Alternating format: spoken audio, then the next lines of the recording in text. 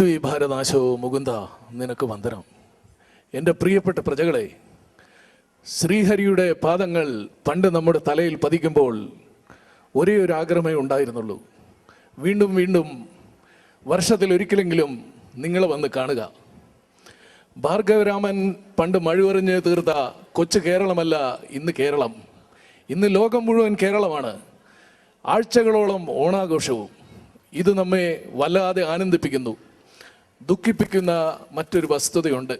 അത് നിങ്ങളോട് തുറന്നു പറയാൻ ഞാൻ ആഗ്രഹിക്കുകയാണ്. ഒരു വലിയ ഭാഗം മലയാളികളും ഇന്ന് മദ്യത്തിൻ്റെ പിടിയിലാണ്.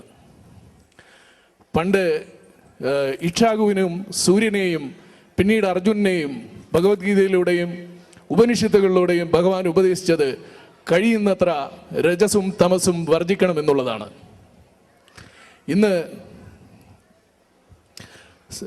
സത്വവംശം കൂടുമ്പോൾ നമുക്ക് സമാധാനമുണ്ടാവുന്നു. രജസ് ഒടുങ്ങുന്നതോ വേദനയിലാണ്. തമസിൻ്റെ പ്രശ്നം ഭീമമായ അജ്ഞതയിലാണ് തമസ് നമ്മൾ നയിക്കുന്നത്.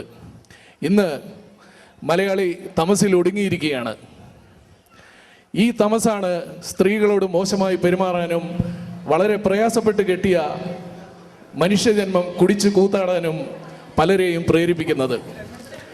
രജസിൻ്റെയും തമസിൻ്റെയും അതിപ്രസരമില്ലാത്ത വരും കാലങ്ങളിൽ ഒരു നല്ല ഓണം നിങ്ങൾക്ക് ഈശ്വരൻ പ്രദാനം ചെയ്യട്ടെ എന്ന് ആശംസിച്ചുകൊണ്ട് നിങ്ങളുടെ ഈ പ്രിയപ്പെട്ട ചക്രവർത്തി വിരമിക്കുന്നു. നന്ദി, നമസ്കാരം.